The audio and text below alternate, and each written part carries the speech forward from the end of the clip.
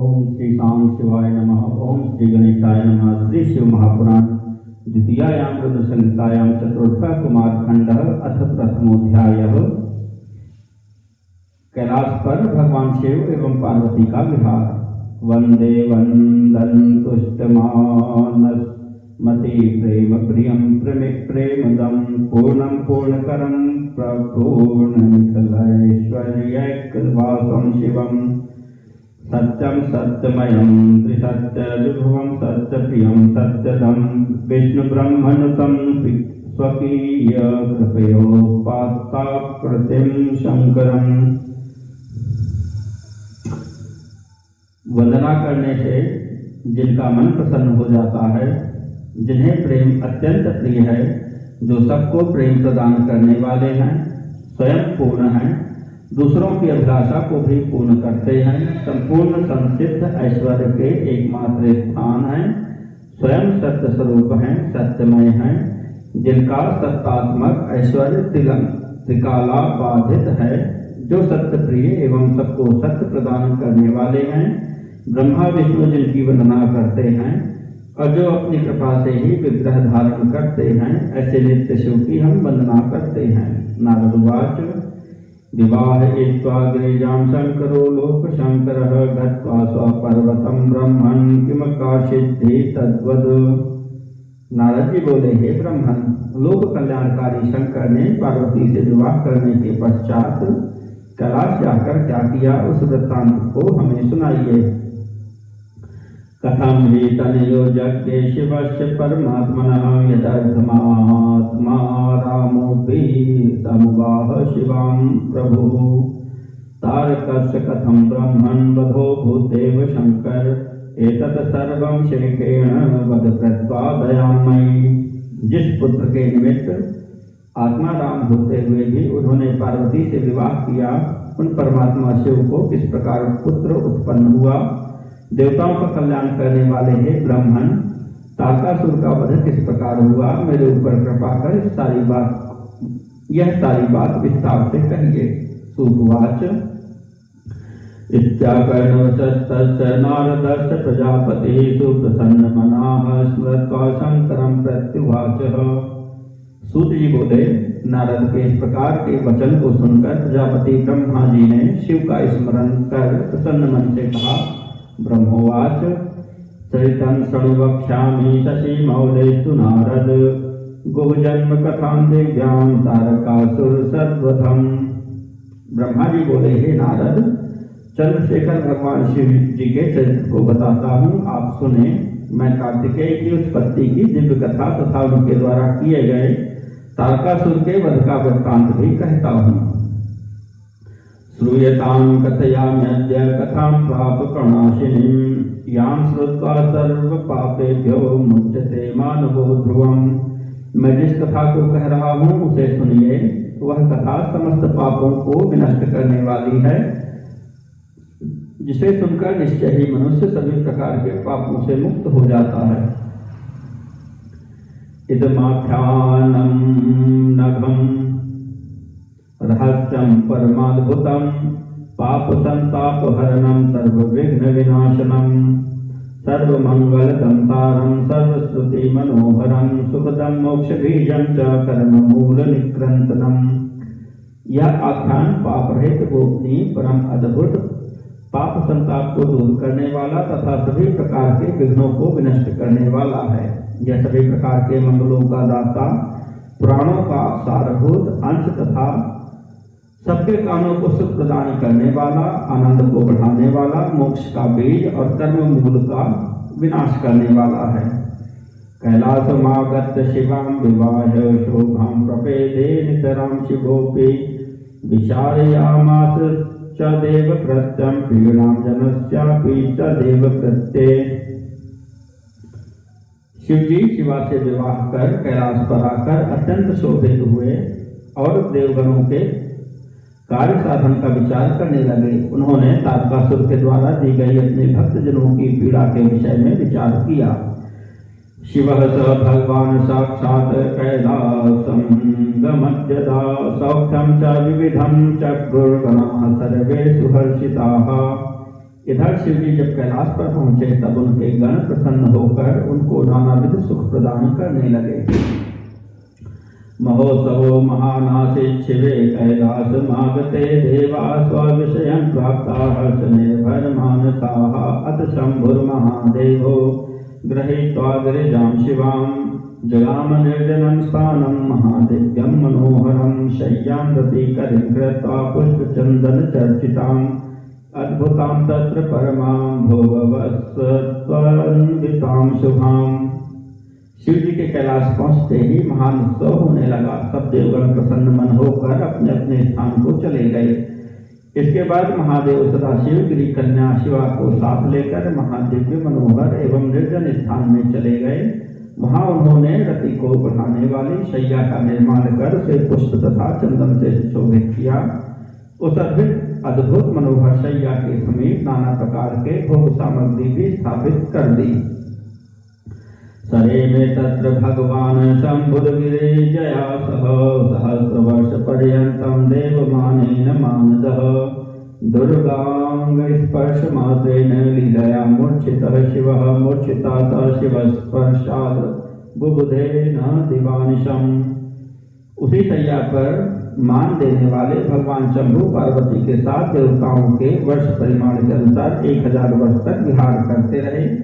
भगवती पार्वती के अंग के स्पर्श मात्र से भगवान सदाशिव लीला पूर्वक मूर्छित हो गए। भगवती पार्वती भी भगवान शिव के स्पर्श से मूर्छित हो गई। इस प्रकार उन्हें दिन रात का ज्ञान नहीं रहा। हरे भोग प्रवर्ते तु लोक धर्म प्रवर्तनी महान कालो गतियाय तयो क्षण इवानघ।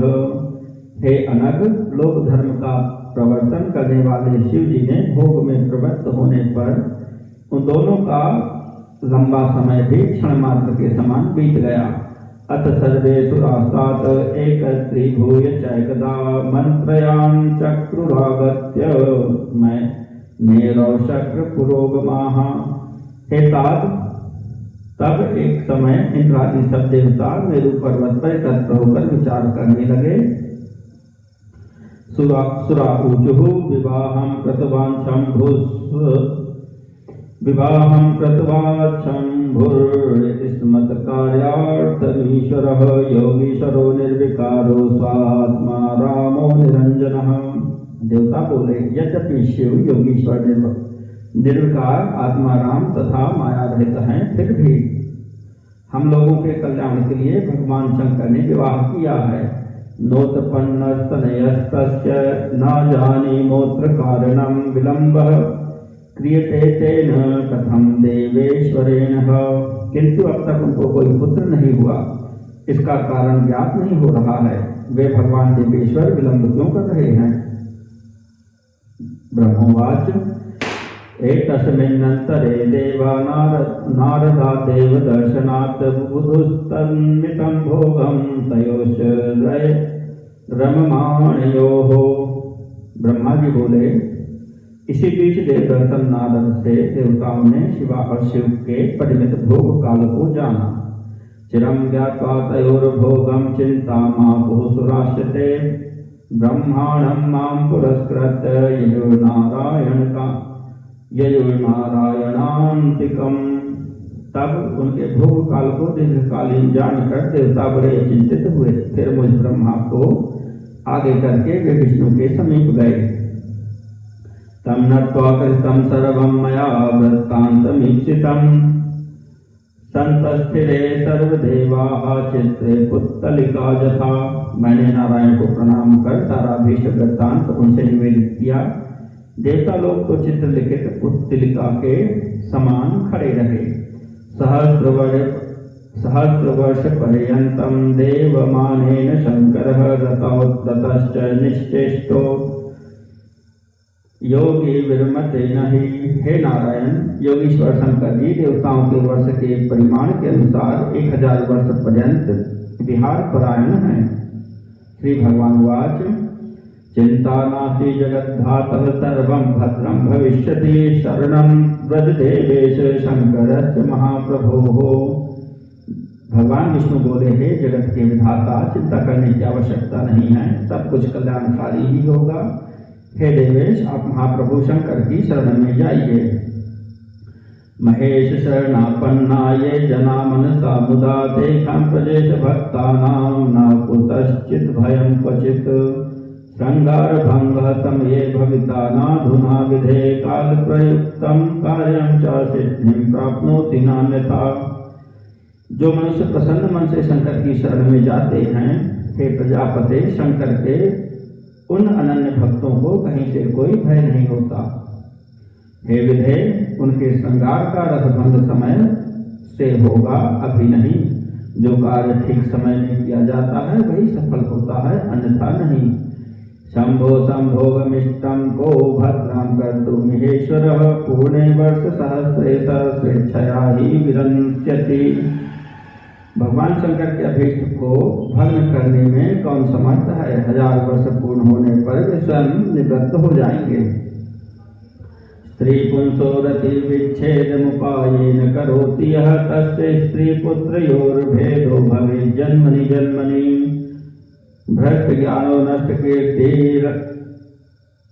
ज्ञानो नष्ट कीर्तिर्लक्ष्मी को भवेदिह प्रयात्यन्ते कालसूत्रं वर्षलक्षं तपातुकी। जो रति को भंग करता है उसे जन्म जन्मांतर में स्त्री तथा पुत्र से वियोग प्राप्त होता है। उस भेद करता पुरुष का ज्ञान नष्ट हो जाता है, कीर्ति नष्ट हो जाती है और वह दरिद्र हो जाता है। अंत में वह 1 लाख वर्ष तक कालसूत्र नामक नरक में रहता है। रंभायुक्तं शक्रमिमं चकार वेतं रतौ महामुनीन्द्रो दुर्वासास्ततः स्त्रीभेदो बभूवः। पुनर्धन्यां स सम्प्राप्य विषेप्य शुभपाणिकां दिव्यं वर्षसहस्रं च विजहो विरहज्वरम्। घ्रात्या च संश्लिष्टं कामं वारितवान् गुरुः। क्षणमासाभ्यन्तरे चन्द्रस्तस्य पत्नीं जहारः। पुनः शिवं समाराध्य कृत्वा तारामयं रणम्।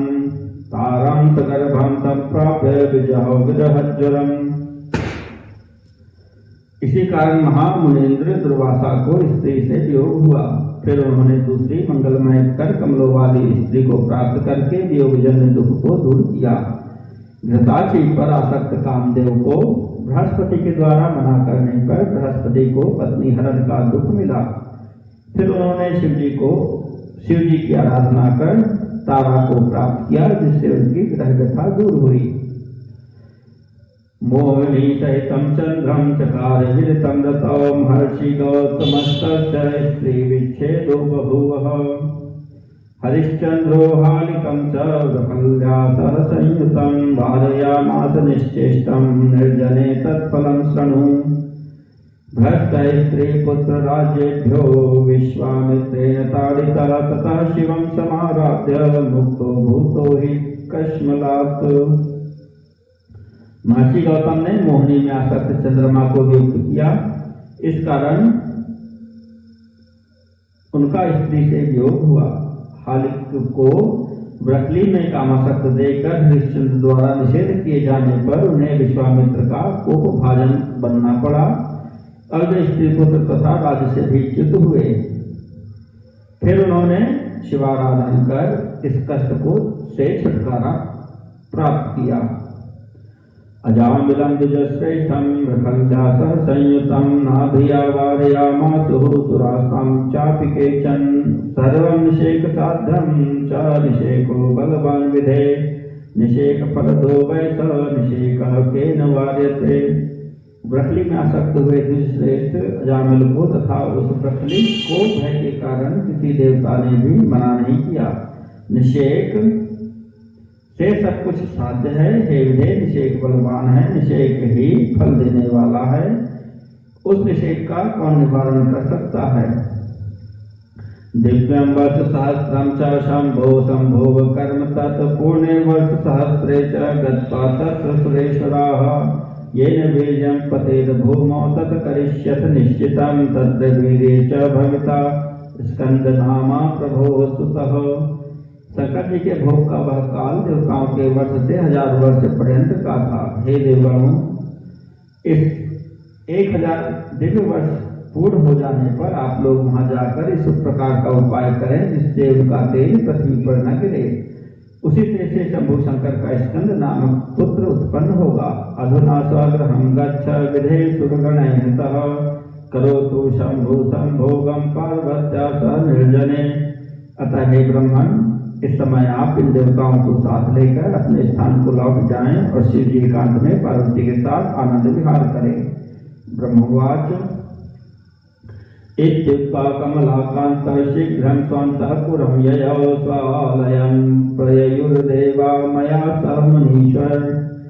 शक्तिं तोश्चाथ विहारेणातिक्षितिः भाराक्रान्ता चङ्कम्पेशा सक्षेकापि सकच्छपा। ब्रह्मा जी बोले, हे मुनीश्वर, इस प्रकार कहकर लक्ष्मीपति भगवान विष्णु शीघ्र ही अपने अंतःपुर में चले गए और मेरे साथ सभी देवता अपने अपने स्थान पर चले गए। इस प्रकार बहुत दिनों तक शक्ति एवं शक्तिमान के विहार से भाराक्रांत यह पृथ्वी शेष एवं कच्छप के धारण करने पर भी कांप उठी। कच्छपस्य विधारेण सर्वाधारः समीरणः स्तम्भितोऽतिलोकाश बभूवुर्भयविह्वलाः।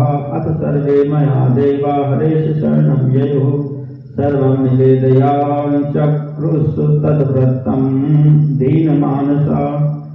तब कच्छप के भार से आक्रांत सबका आधारभूत पवन स्तंभित हो गया, जिससे संपूर्ण लोक भय से व्याकुल हो उठा।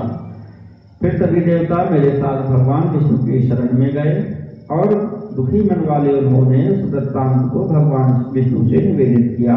देवाऊचुः देवदेव रमानाथ सर्वावनकर प्रभो रक्षणः शरणापन्नान् भय व्याकुल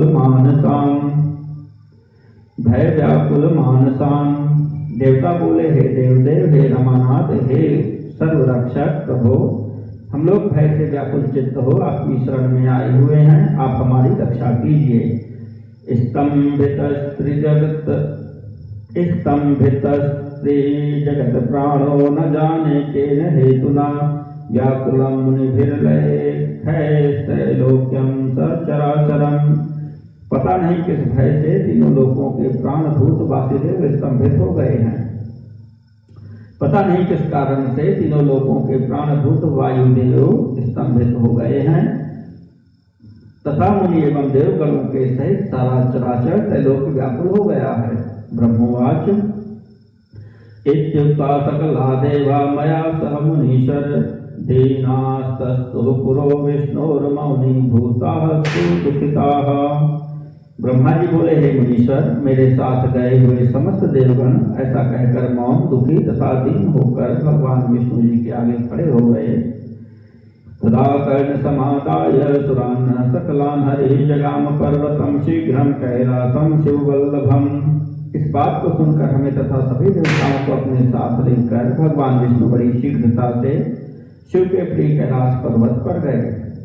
तत्र गत्वा हरिर्देवैर्मया च सुरवल्लभययो शिववरस्थानं शंकरं द्रष्टुकामया। सुरवल्लभ भगवान विष्णु मुझ ब्रह्मा तथा उन देवताओं के साथ कैलाश पहुंचकर भगवान शिव के दर्शन करने की इच्छा से शिव जी के श्रेष्ठ स्थान पर गए। तत्र दृष्ट्वा शिवं विष्णुरसुरैः विस्मितो भवत् तत्र स्थितान् शिवगणान् तत्रच्छ विनयान्वितः। किंतु वहाँ शिव जी को न देखकर देवताओं सहित भगवान विष्णु आश्चर्य में पड़ गए। फिर उन्होंने वहाँ पर स्थित महेश्वर के गणों से विनयपूर्वक पूछा। विष्णुवाच हे शांकराः शिवः पुत्र गतः सर्वप्रभुर्गणाः निवेदयत् नः प्रीत्या दुखितान् वै कृपालवः। विष्णु बोले, हे शंकर के गणों, आप सब बड़े दयालु हैं, आप लोग हम दुखी जनों को कृपा पूर्वक बताइए कि सर्वप्रभु शंकर इस समय कहाँ पर हैं। ब्रह्मोवाच इत्याकर्णवचस्तस्य सानुरस्य हरिर्गणाः प्रोचुः प्रीत्या गणास्ते शंकरस्य रमापतिम्। ब्रह्मा जी बोले, देवताओं के सहित भगवान विष्णु की बात सुनकर शंकर जी के गणों ने प्रीतिपूर्वक लक्ष्मीपति विष्णु से कहा। शिवगणाऊचुः हरे शृणु शिव प्रीत्या यथार्थं ब्रूमहे वयं ब्रह्मणा निर्जरैः सार्धं वृत्तान्तं खिलं च यत्। शिवगण बोले, हे हरे, जो संपूर्ण वृत्तांत है ब्रह्मा और देवताओं के साथ उसे आप सुनिए। भगवान शिव में प्रेम के कारण हम यथार्थ रूप में कहते हैं। सर्वेश्वरो महादेवो जगाम गिरिजालयं संस्थाप्य न्योत्र सुप्रीत्या नाना लीला विशारदः। विभिन्न प्रकार की लीलाओं में पारंगत देवाधिदेव महादेव शिव हम लोगों को यहाँ स्थापित करके अत्यंत स्नेह पूर्वक भगवती पार्वती के आवास स्थान पर गए हैं। तदगुहाभ्यन्तरे शंभो किं करोति महेश्वरः न जानीमो रमानाथ गतिर्बहवः समाः। हे लक्ष्मीपति, उस गुहा के भीतर उन्हें बहुत वर्ष व्यतीत हो गए हैं। वहाँ महेश्वर शंभु क्या कर रहे हैं, इस बात को हम नहीं जानते हैं। ब्रह्मोवाच श्रुत्वेति वचनं तेषां स विष्णु सामरो मया विस्मितोऽस्ति मुनिश्रेष्ठ शिवद्वारं जगामः। ब्रह्मा जी बोले, हे मुनिश्रेष्ठ, उनकी बातों को सुनकर मेरे तथा देवगणों के साथ विष्णु आश्चर्यचकित हो गए और शिव जी के द्वार पर गए। तत्र गत्वा मया देवैः स हरिर्देव वल्लभः आर्तवाण्या मुने प्रोचे तारस्वर्तया तदा। शंभुमस्तौन्महाप्रीत्या सामरोहि मया हरिः तत्र स्थितो मुनिश्रेष्ठ सर्वलोकप्रभुं हरम्। हे मुनिश्रेष्ठ, वहाँ देवताओं एवं मुझ ब्रह्मा को साथ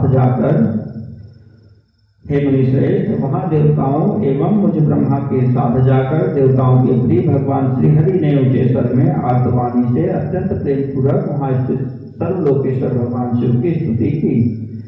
विष्णुरुवाच किं करोषि महादेवाभ्यन्तरे परमेश्वर तारकार्तान् सुरान् सर्वान् पाहिना शरणागतान्। विष्णु बोले, हे महादेव, हे परमेश्वर, आप गुहा के भीतर क्या कर रहे हैं? तारकासुर से पीड़ित आपकी शरण में आए हुए हम सभी देवताओं की रक्षा कीजिए। इत्यादि संस्तुवन् शंभुं बहुधा सोमरैर्मया रुरोधाति हरिस्तत्र तारकार्तैर्मुनीश्वर। हे मुनीश्वर, इस प्रकार मुझ ब्रह्मा तथा देवताओं के सहित विष्णु ने शिव की अनेक प्रकार की स्तुति की। उस समय तारकासुर से पीड़ित देवताओं सहित श्री हरि अत्यंत विलाप करके रोने लगे। दुख कोलाहलस्तत्र बभूव त्रिदिवसां मिश्रितः शिव संस्तुत्या सुरार्तानां मुनीश्वर। हे मुनीश्वर, तारकासुर से पीड़ित हुए देवताओं के आर्तनाद एवं शिव जी की स्तुति के मिश्रित होने से उस समय दुख भरा महान कोलाहल हुआ। इति श्री शिव महात्म्यानि द्वितीयामृत संहितायां चतुर्थे कुमार खंडे शिव विहार वर्णनम नाम प्रथमोऽध्यायः।